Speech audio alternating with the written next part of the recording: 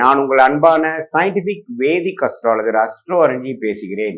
நல்லது நினைப்போம், நல்லதே நடக்கும். இந்த வீடியோவில் நம்ம என்ன பார்க்க போறோம்னா, மீனராசிக்காரர்களுக்கு மே 2026 எத்தகைய ஒரு மாதமாக, பலா பலன்கள் நிறைந்த ஒரு மாதமாக சயின்டிபிக் வேதிக் அஸ்ட்ராலஜி முறையில் எதையும் மிகைப்படுத்தாமல் ஒரு கிரகம் ஒரு இடத்துல இருக்கும் பொழுது எது மாதிரி தாக்கத்தை கொடுக்கிறார், உங்களுடைய கர்மவினை எப்படி செயல்பட போகிறதுங்கிறது இந்திய வேத ஜோதிடத்தின் அடிப்படையிலான ஒளி தத்துவ பிரகாரம் பரிகாரம் அது மாதிரி விஷயம் மூட நம்பிக்கையில போகாமல் உள்ளது உள்ளவாறு பார்க்க போகிறோம். மே 2026 பிறக்கும் பொழுது மீனராசிக்காரு பார்த்தீங்கன்னா ஜென்மசனியின் தாக்கத்துல இருக்க போறாங்க. குரு 4ஆம் இடத்துல இருக்கிறார். ஜூன் மாசம் தான் பயிற்சி ஆகிறார். ஸோ மேல எந்த மாற்றமும் இல்லை. 12ல ராகு, 6ல கேது. அதே சமயத்துல ராஜ யோகாதிபதி என்று சொல்லப்படுகிற அந்த செவ்வாய் ராசிக்குள்ளேயே சனியோட இருக்கிறங்கிறது நம்ம பார்க்கணும். அஸ்தம சனி தாக்கத்துல அந்த செவ்வாய் வேற சேர்ந்து பயங்கர ஒரு தாக்கம். ஏப்ரல் மாதம் முழுக்க மே 2 வாரம்லாம் பார்த்தீங்கன்னா ஒரு மன உளைச்சலும் கொஞ்சம் அலைச்சல்களும் கொடுக்கக்கூடிய மீனராசிக்காரர்களுக்கு மே 2nd வீக்லேருந்து கொஞ்சம் நல்ல ஒரு விடுவு காலம் வருகிறது. செவ்வாய் சனியோட விலகுது. ஸோ அது நல்ல விஷயம். அதே சமயத்தில் சூரியனுங்கிற விஷயம் 6ஆம் வீட்டு அதிபதி 2ல் உச்சம் பெற்று அதுக்கப்புறம் 3க்கு போகிறது நல்ல விஷயம். ஸோ என்ன காமிக்குதுன்னா, மே மாதம் 2வது வாரத்துக்கு அப்புறம் கொஞ்சம் நல்ல அமைப்புகள் வருது. அதே மாதிரி சுக்கிரனும் 3ஆம் இடத்துல இருந்து அப்புறம் 4ஆம் இடத்துக்கு போகிறது நல்ல விஷயம். புதனும் பார்த்தீங்கன்னா நட்பு வீடு ஆகிய சுக்கிரன் வீட்டில் இருக்கிறது நல்ல விஷயம். ஸோ ஜென்மசனியால் பாதிக்கப்பட்டிருக்கக்கூடிய மீனராசிக்காரர்கள் கொஞ்சம் மனம் சஞ்சலமாகவும் மனம் டல்லாகவும் எந்த ஒரு முடிவும் எடுக்க முடியாத அமைப்பாகவும் கொஞ்சம் சோம்பேறித்தனம் உள்ளவாகவும் அது மாதிரி அமைப்பு தான் போகும். அலைச்சல்கள் ரொம்ப நிறையா இருக்கும். தேவையற்ற அலைச்சல்களாகவும் இருப்போம். அப்படிங்கிற மாதிரி அமைப்புகள் போய் கொண்டிருக்கக்கூடிய மீனராசிக்காரர்களுக்கு இந்த மே மாதம் 2-3 வாரம் கழிச்சு வரக்கூடிய செகண்ட் ஆஃப் ஓரளவுக்கு விடிவு காலத்தை கொடுக்குது. ஜென்மசனி விஷயங்கள் முடியக்கூடிய அமைப்புகளை காட்டுது. அதுக்கப்புறம் வரக்கூடிய குரு பயிற்சி ஜூன் மாதத்துக்கு அப்புறம் ஜென்மசனி ஆகிய சனியவே பார்க்கறதுனால ஒன்றுமே அதோட தாக்கங்கள் குறையும். ஸோ அதுக்கு வேணுங்கிற சில அடிப்படையான ஃபவுண்டேஷனான சில நல்ல விஷயங்கள் உங்கள் தொழிலையாக இருக்கட்டும், உங்கள் வேலையிலையாக இருக்கட்டும், உங்கள் உறவுகளையாக இருக்கட்டும், எல்லாத்துலேயுமே ஒரு நல்ல மாற்றத்தை கொடுக்கக்கூடிய அமைப்பு மே 2வது வாரத்திலிருந்து மீனராசிக்காரர்களுக்கு அந்த குரு பயிற்சிக்கு முன்னாடி வரக்கூடிய நல்ல அமைப்பை வாழ்க்கை சம்பவங்களாக அடிப்படைகளாக அமைச்சு கொடுக்கக்கூடிய ஒரு அமைப்பு இந்த செவ்வாய் சனியோட விலகிறதும், சுக்கிரனோட வீட்டில் புதன் வருவதும், சுக்கிரன் 4ஆம் இடத்துக்கு போய் 10ஆம் இடத்தை பார்ப்பதும் இது மாதிரி நல்ல அமைப்புகளை கொடுக்கக்கூடிய அமைப்பாக மீனராசிக்காரர்கள் இருக்கு. ஸோ இதுவரை மன உளைச்சலும் அலைச்சல்களும் மன விரக்திகளும் தேவையற்ற மனசோர்வுகளும் இருக்கக்கூடிய மீனராசிக்காரர்களுக்கு ஓரளவுக்கு ரிலீஃப் கொடுக்கக்கூடிய ஒரு விடிவு காலம் கொடுக்கக்கூடிய அமைப்பாக மே மாதம் குறிப்பாக சொல்லணும்னா செகண்ட் ஹாஃப்லேருந்து கொஞ்சம் பார்க்கலாம்.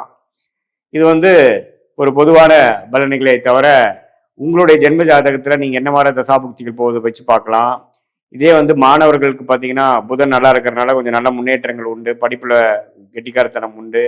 காம்படிட்டிவ் எக்ஸாம்ஸ் கிளியர் பண்ணக்கூடிய அமைப்புகளாக இருக்குது. அதே மாதிரி உங்களுடைய ஜாதகத்தில் எது மாதிரி புதன் இருக்குது, உங்களுடைய தசாபுக்திகள் என்ன லக்னத்தில் பிறந்தீங்க, அதே மாதிரி அந்த லக்னத்துக்கு ஏற்ற மாதிரி ஒரு நல்ல தசாபுக்திகள் போய் கொண்டிருக்கிறதா, அந்த தசநாதன் புக்திநாதன் உங்களுடைய பிறந்த தேதி பிறந்த நேரம் பிறந்த ஊரை வைத்து வரக்கூடிய திருக்கணித பஞ்சாங்கத்தில் எப்படி இருக்கிறார், ஸ்தானபலம் என்ன, திக்பலம் என்ன, திருப்பலம் என்ன, யார் யாரை பார்க்குறாங்க, எந்த இடத்துல இருக்கிறாங்க, லக்னத்துக்கு எந்த இடத்துல இருக்கிறது, எந்த ஆதிபத்தை கொடுக்குறார் அப்படிங்கிறதெல்லாம் தீர நம்ம ஆராய்ந்து அதுக்கு பிரகாரம் நம்மளுடைய சயின்டிஃபிக் வேதிக் அஸ்ட்ராலஜி முறையில் எந்த விதத்தையும் மிகைப்படுத்தாமல் ஒரு கிரகம் ஒரு டிகிரி அடிப்படையில் இருந்து ஒரு டிகிரிலையும் ஒரு கிரகம் இருக்க நீங்கள் பிறக்கும் பொழுது எது மாதிரியான ஒரு கர்மவினை உங்களுக்கு கொடுக்குது, எந்த தாக்கத்தில் நீங்கள் பிறந்திருக்கீங்க, எது மாதிரி வாழ்க்கையை வாழணும் அப்படிங்கிறதுக்காக இந்த பிறவை எடுத்துக்கொண்டீர்கள் அப்படிங்கிற ஒரு விஷயத்தை புரிந்து கொள்ளக்கூடிய ஒரு அற்புதமான ஒரு சாஸ்திரம் தான் இந்திய வேத ஜோதிடங்கிறது நம்ம புரிஞ்சுக்கணும். சும்மா இது ஒரு ஃபார்ச்சூன் டெல்லிங்காக இந்நேரத்தில் இது நடக்குங்கிற மாதிரி சொல்லக்கூடிய ஒரு சாதாரண சாஸ்திரம் இல்லாமல் நம்மளுடைய பிறவி பயன் என்ன, நம்மளுடைய கர்ம பலன் என்ன, எது மாதிரி விஷயத்துக்காக நம்ம பிறந்தோம், நம்மளுடைய காலகட்டங்கள் எது மாதிரி காமிக்குது, எந்த திசையில எது நடக்கும், எப்போ நம்ம லைஃப்ல செட்டில் ஆகும், எப்போ எது வரைக்கும் நம்ம சேஸ் பண்ணணும், எந்த நேரத்திலும் கொஞ்சம் அமைதியாக இருக்கக்கூடிய அமைப்பு, எந்த நேரத்தில் அதிகமான உழைப்புகள் தேவைப்படுகிறது, எந்த நேரத்தில் இடம் மாற்றங்கள் உண்டு, எந்த நேரத்தில் வேலை மாற்றங்கள் உண்டு, கல்யாண விஷயங்கள், குழந்தை விஷயங்கள், வெளிநாடு விஷயங்கள் எல்லாமே நம்ம ஜாதகத்துல என்ன காட்டுதுன்னு தெரிஞ்சு அதுக்கு தகுந்த மாதிரி பாஸ்ட் லைஃப் எப்படி அதுக்கு தகுந்த மாதிரி தான் போச்சா, நம்ம ஜாதகம் சிங்க் ஆகுதா நம்ம லைஃபோட, ப்ரெசன்ட் எப்படி, ஃபியூச்சர் எப்படி, எது மாதிரி விஷயங்கள் வந்து நமக்கு காத்து கொண்டு இருக்கிறது, எந்த மாதிரி சாய்ஸ் நமக்கு வேண்டாம், எந்த கிரகம் யோகமா இருக்கு, எந்த கிரகம் அபயோகமா இருக்கு, 6ஆம் வீட்டு அதிபதி 8ஆம் வீட்டு திசையெல்லாம் நடக்குதா, விரக்திகளையும் பிரச்சனைகள் கொடுக்கக்கூடிய அமைப்பு இருக்கா, உடல் உபாதைகள்ல கேர்ஃபுல்லா இருக்கணுமா, உறவுகள் எப்படி, நமக்கு திருமணம் எப்படி, கலப்பு திருமணமா, காதல் திருமணமா, அரேஞ்ச் மேரேஜா, எப்படி நமக்கு பிராப்தங்கள் காட்டுது, சீனியர் சிட்டிசன்ஸ்க்குலாம் ஹெல்த் விஷயங்கள் எப்படி இருக்கு, அவங்க ரிட்டையர்மெண்ட் எப்போ வருது மாதிரி இருக்கு, எப்போ வந்து அவங்க வேலையிலேருந்து கொஞ்சம் ஓய்வு பெறுவாங்க, தொழிலில் எப்போ செட்டில் ஆவாங்க, அது மாதிரி எல்லா வாழ்க்கைக்கு தேவையான எல்லா வயதினருக்கும் தேவையான வாழ்க்கை குறிப்புகள், வாழ்க்கைக்கு வேணுங்கிற அந்தந்த அடிப்படையான அந்தந்த ஏஜில் வரக்கூடிய கேள்விகள், அதுக்கு தகுந்த மாதிரி ஒரு கிளாரிட்டி எல்லாமே சயின்டிஃபிக் வேதிக் அஸ்ட்ராலஜி முறையில் ஒரு கிரகமும் உங்கள் ஜாதகத்தில் எப்படி இருக்கு, என்ன தசை நடக்குது, புக்தி நடக்குது, அந்தரம் நடக்குது, சூக்ஷமம் நடக்குதுங்கிற வாரக்கணக்கில் நாம் வந்து பலன்களை எடுத்து எது மாதிரி லக்னத்துக்கு எது மாதிரி விஷயத்தை கொடுக்குங்க. லக்னாதிபதி வைத்து தான் எல்லாம் சொல்ல முடியும். லக்னம் ஸ்ட்ராங்காக இருக்கா, லக்னம் எதை குறிக்குது, நீங்க எதை தேடி போய் கொண்டிருக்கிறீர்கள், ஃபினான்ஷியல் க்ளோரி தேடுறீங்களா, மன அமைதியை தேடுறீங்களா, உறவுகளை வந்து ஒரு ஹார்மோனியஸ்னஸ் அன்னோனியத்தை தேடுறீங்களா, குழந்தைகள் நல்லா வரணும்னு தேடுறீங்களா, அல்லது சிற்றின்பத்துக்கு தேடுறீங்களா, பேரின்பத்துக்கு தேடுறீங்களா, ஆன்மீக தேடுதல் உண்டா, எது மாதிரி விஷயத்துக்காக உங்களுடைய வாழ்க்கை பயணம் போய் கொண்டிருக்கிறதுங்கிறதா நம்மளுடைய ஜாதகத்துல புதைந்து கிடக்கக்கூடிய விஷயமாக சயின்டிபிக் வேதிக் அஸ்ட்ராலஜி முறையாக பார்த்து அது மூலமாக எது மாதிரி விஷயங்கள் நம்ம எடுக்கலாம், எது மாதிரி விஷயங்களை நம்ம தவிர்க்கலாம் அப்படிங்கிறது பார்த்தோம்னா தேவையற்ற சமய விரயங்கள், தேவையற்ற பொருள் விரயங்களை தவிர்த்து நம்மளுடைய பிராப்தம் என்ன, நம்மளுடைய தோஷம் என்ன, நாம வாங்கி வந்த வரன் என்ன, எந்த கிரகம் நமக்கு சாதகமாக இருக்கிறது, அந்த கிரகத்தின் வேலை தொழில் படிப்பைக்கு நம்ம போனோம்னா நம்ம வாழ்க்கையை எளிதில் அமைச்சு கொள்ளலாம், எந்த நேரத்தில் அடக்கி வாசிக்கலாம், எந்த நேரத்தில் நம்ம வந்து கொஞ்சம் ரிஸ்க் எடுக்கக்கூடிய அமைப்புகள் நமக்கு நல்ல பலன்களை கொடுக்கும் அப்படிங்கிறதை நாம துல்லியமாக உங்களுடைய பிறந்த தேதி, பிறந்த நேரம், பிறந்த ஊரை வைத்து வரக்கூடிய திருக்கணித பஞ்சாங்கத்தில் வரக்கூடிய ஜாதகத்து மூலமாக பார்த்து அதையே இப்ப நம்ம சொன்ன கோச்சாரத்துல வரக்கூடிய இந்த குரு பயிற்சி, ராகு பயிற்சி, சனி பயிற்சி, இந்த மாத பயிற்சி நம்ம எப்படி பொது பலனா பார்த்தோம் பார்த்தீங்களா, அதையும் சேர்த்து வைத்து பார்க்கும் பொழுது ஒண்ணுமே துல்லியமான பலன்கள் எடுத்து அது மூலமாக நம்மளுடைய லைஃப் பொட்டென்ஷியல் என்ன, நம்மளுடைய கோல்ஸ் என்ன, எந்த நேரத்தில் எப்படி செய்யலாம், எப்படி ஒருத்தருக்கு கூகுள் மேப் வந்து ஒரு இடத்துல இருந்து இன்னொரு இடத்துக்கு போய் சேருவதற்கு, தெரியாத இடத்தை போய் சேருவதற்கு அது உதவிகரமாக இருக்குது ஒழிய அது நாம தான் போய் டிராவல் பண்ணணும். கூகுள் மேப் உங்களை தூக்கிட்டு போய் விடாது. அதே போல இந்திய வேத ஜோதிட அடிப்படையிலான சயின்டிபிக் வேதிக் அஸ்ட்ராலஜி முறை உங்களுக்கு என்ன மாதிரி பேட்டர்ன், என்ன மாதிரி ஒரு ட்ரெஜெக்டரி, என்ன மாதிரி ஒரு வடிவத்துக்குள்ள உங்க வாழ்க்கை போய் கொண்டிருக்கிறது, எதை நோக்கி நம்ம போய் கொண்டிருக்கிறோம், எப்போ நேரத்தில் எதை செய்தால் நமக்கு எளிதில் நம்மளுடைய குறிக்கோள்கள் அடைய முடியும், நம்மளுடைய தேவையற்ற விஷயங்களை நம்ம தவிர்த்தாவே பார்த்தீங்கன்னா செய்ய வேண்டிய விஷயத்த நல்லா செய்யலாம்.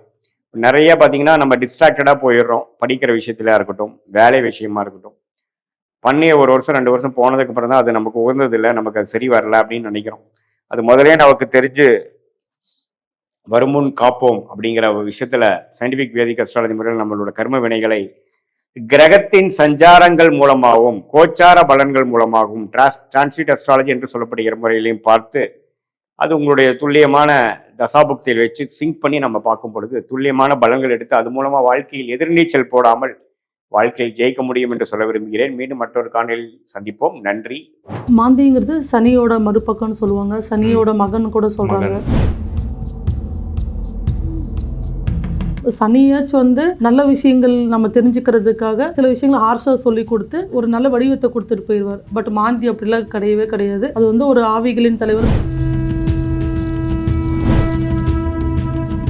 துர்மரணம் ஃபுல்லாவே மாந்தினாலே துர்மரணம் லேடிஸோட தான். ஒரு வீட்டுக்கு வாழ வந்த பெண்ணை நல்லபடியாக வாழாம ஒரு வாழ வெட்டியாகவோ இல்லாட்டினா அந்த காலத்துல வந்து வீட்டை விட்டு வெளியே அனுப்பியோ இல்லாட்டினா ஒன்றுக்கும் மேற்பட்ட திருமணம் நடத்தி அவங்களை குடும்பப்படுத்தி இருந்து இறந்தாங்கனோ அவங்களுக்கு முறையான பித்ருதோஷம் செய்யாம ஆவிகள் சுத்திட்டு இருக்கும் பார்த்தீங்களா, அதுதான் வந்து மாந்தி.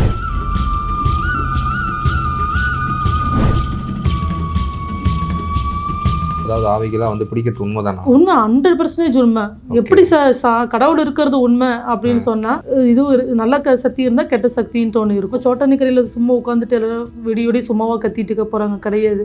கண்டிப்பா ஆத்மான்ட்டு ஒன்று இருக்கு. அது கண்டிப்பா அந்த ஆவிகளோட சக்தி இருக்கு.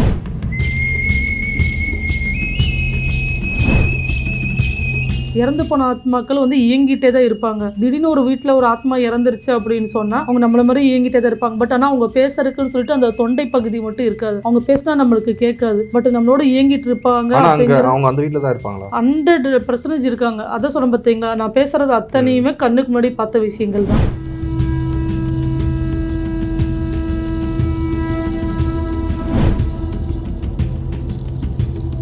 பித்ரு தோஷம், பிரேத தோஷம், மாந்தி தோஷம், இது எல்லாமே ஒண்ணுதானா? எல்லாமே ஒண்ணுதான். எல்லாம் ஒண்ணுதான். எல்லாமே ஒண்ணுதான். எல்லாமே லேடிஸ் சம்பந்தப்பட்ட விஷயங்களா தான். எல்லாம் லேடிஸ் சம்பந்தப்பட்ட விஷயம். ஆமா இருக்கும். இது கிரியேட் ஆகிறதுக்கு காரணமே அதுதான். ஆமா.